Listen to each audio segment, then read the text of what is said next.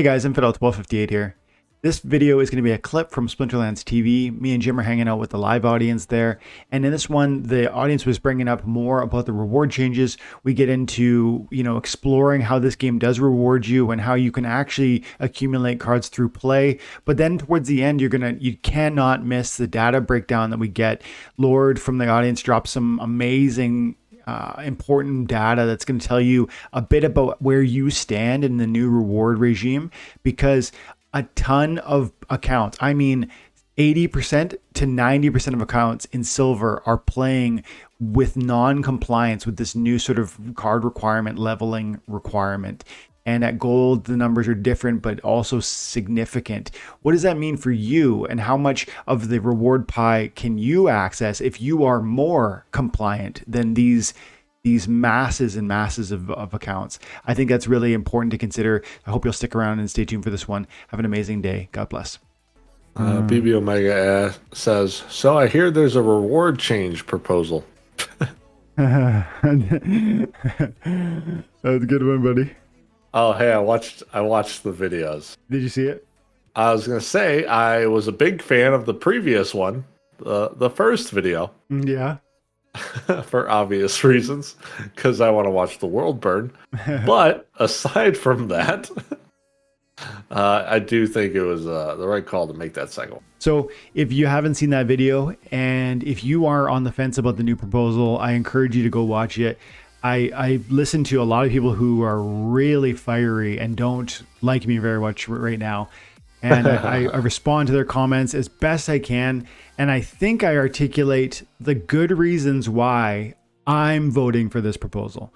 And maybe that would be helpful to you. So you can check that one out. It's from this morning. And I think it might be called Let's Try This Again. Something like that.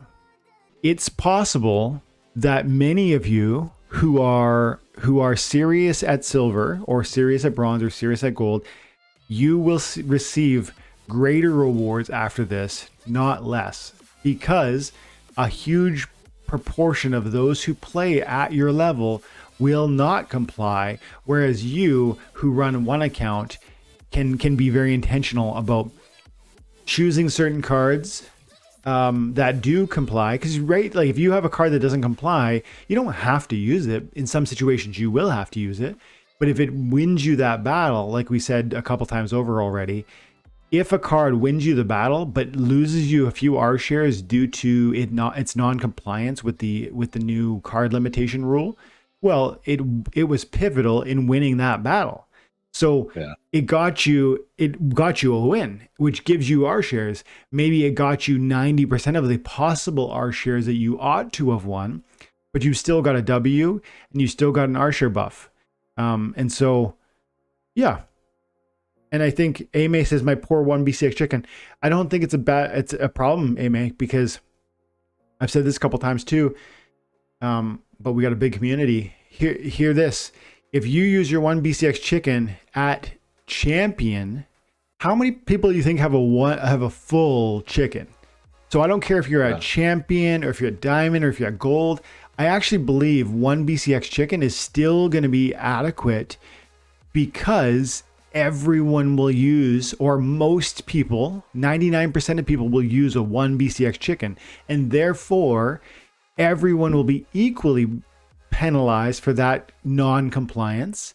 And if everyone's penalized, then there's no ramification, there's no consequence. It's the same idea of like, if we're all punished, no one's punished. Yeah. It's like getting 50% from 100 as opposed to 100% from 20. Yeah, that makes sense. Everything is subject to change until it is finalized. Yeah. Which they've even stated that, like, going back to their essentially mission statement, I guess you could say, it was pretty much against their idea to not be working on your collections and leveling up your cards. So if you're playing in a higher tier with lower cards, that instantly goes against what it was that they were even looking to do. You're right. And they're now kind of just fixing it, in theory. And I think you're right. But that's a point the amount of uncertainty and lack of clarity and variation makes it hard for people to understand how much financial opportunity do I have, and what sort of financial expectations, like outlays, do I have to make. And they want stability, so that they can settle in. And that seems reasonable. That's like, while the developers can't promise that to us, and you're right, Jim, they always have said this is the sort of game you need to get more assets to climb and get more rewards. It's always been the promise. Yeah. They simultaneously have a newer audience that felt, wow, I was getting all of this, like whatever this is. I was getting these rewards and I was satisfied by that. And then this change and this change and this change. And they want to complain about it, hoping that it'll be revised, or maybe their voice will be heard and they can claim back some of that, right? Like, which is human nature. Yeah, Daru says the problem is they're putting these proposals with no data backing them up. Now, I don't think that's true, because I do believe they're using all kinds of data that we don't know about. Yeah, I wanted to talk about like what he said. I kind of wish that he would go in like a bit more detail, because I'm like, problem, they're putting out these proposals with no data backing them. Like, they're on their 10th proposal, and it's like everything else was just being just like most of it was SPS rewards, Rift Watchers pre-sale stuff. Like, isn't this the first one that has been like really big? Except for maybe split ranked battle rewards. So based upon league. Yeah, I mean, split, that was a big one. But then also, I think even when we got rid of DEC and put in merits, that was another one that people were pissed about. Got rid of DEC, put in merits. Which one was that? Well, it wasn't a proposal. It was just something they did. Oh, okay. Yeah, I was more just confused I wanted to talk about, because he's saying problem is they're putting out these proposals with no data backing them up at start and no practical examples. So that's the part that was confusing me. I'm like, this is just the first proposal that it's happened. Yeah, no, I think he just means like changing the economic reward structure. Okay. At least that's what I'm reading it to mean. Problem is, you will just get stuck at a level until you have money enough to push and level all cards. And how much is to upgrade all cards from silver to gold without stopping at level 5? See, I think this is a common idea. Varum. I'm going to say Varum. Varumwi. That's a common suggestion that I see a lot on my YouTube channel, in this chat, on Splinterlands TV, or sorry, Splinterlands, like the Q&As and stuff like that. I don't think that's accurate though, because, well, for one thing, you're constantly earning rewards through play. Cards, I mean, you're getting, right? Like if you're playing at even silver, you probably are getting 40, 50, I'm going to say 40 chests at the end of your season.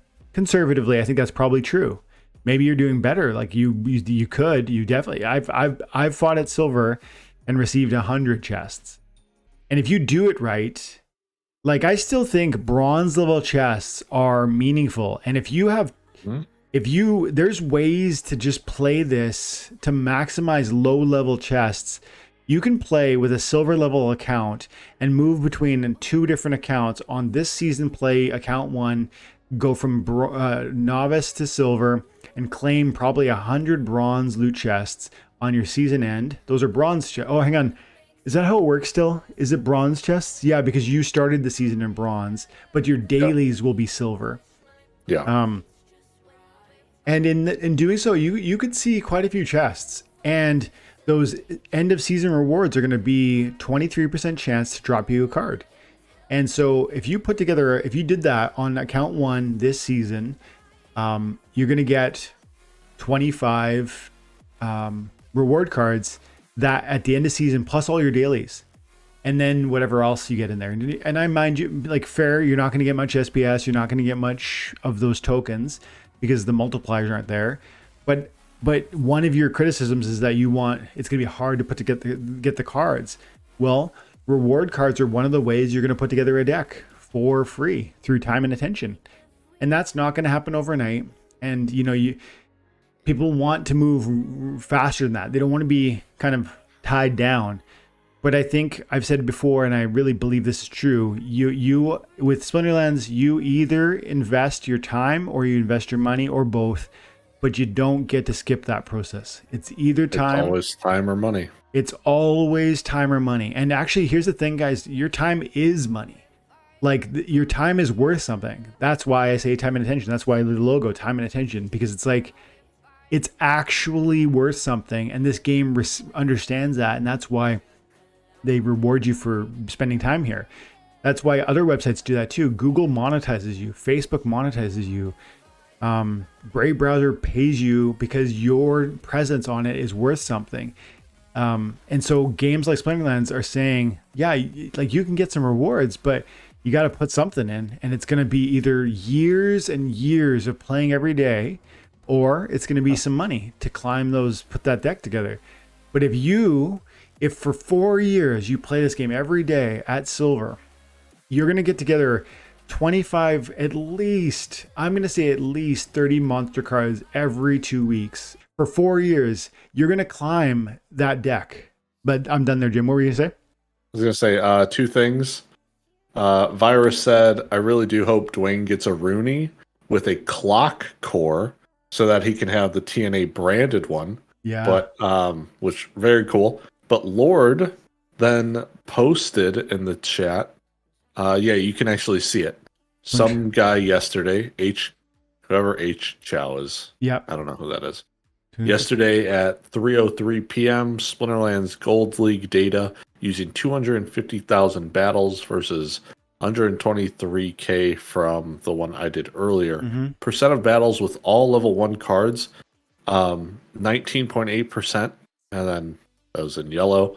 Percent of battles with 50 to 100% level 1 cards, 38%. I'm reading what you're reading, but I'm seeing the numbers differently. Are you? Lord. So I was reading the one right under it. So percent of battles with all level 1 cards is 75.76%. If you go down to 2 comments, that was his new one. Okay, let me read this. Percent of battle with all level 1 cards is not, call it 20%. And percent of battles with 50 to 100% level 1 cards is 40%. So real quick, that one's gold, the other one's silver. Sorry, continue. Okay. So at silver, like he's saying, most of your competitors in your league are going to play with 80 to 90% of your competitors in silver is what he's saying are going to compete with total non-compliance to this rule. So if you have a deck that's halfway compliant, you are going to get a bigger share of the possible rewards because of their non-compliance. And then he says at gold, it's still pretty bad. You're talking with all level 1 cards, 20%, 1 in 5 players uses all level 1 cards at gold. And then he's saying 40% of them use half level 1 cards. So that means 60% of no, not necessarily. It means like 4 out of 10 of your, 2 out of 5 of your opponents in gold are going to receive some sort of non-compliance penalty. And so if you're mostly compliant, you're going to do better than the average competitor at gold. And if you're in silver, it's even bigger.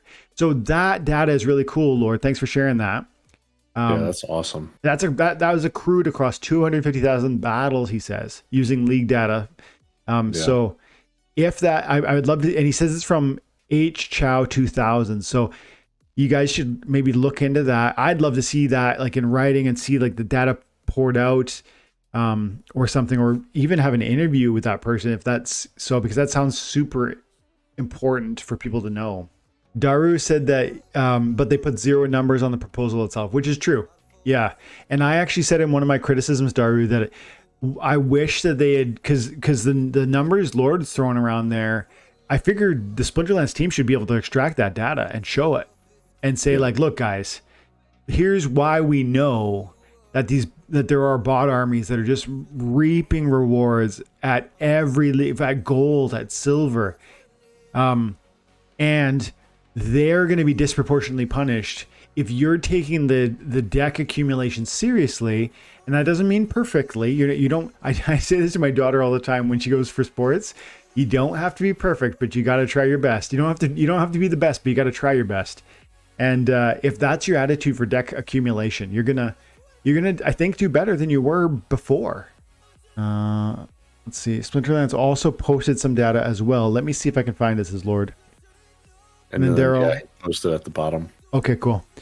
Daryl says the average R shares for current historical data if the proposal was in place before. Yeah. Yeah, you're right. There is data they probably could have collected, and it would have. I wonder if that would have complicated from most people's perspective, right? Like, think of, there are a ton of people, if the numbers are getting, if it's too TLDR, people are like, nope, I don't know. Like, I'm not sure what to do with this. That happens. Okay, let's read that. Let's click the files. That's cool. Thanks, Lord. It was a data dump that I think Commander Chaos was going to review. Commander Chaos, by the way, guys, seems like a really upstanding community member. I don't know him, but he's always doing stuff like this.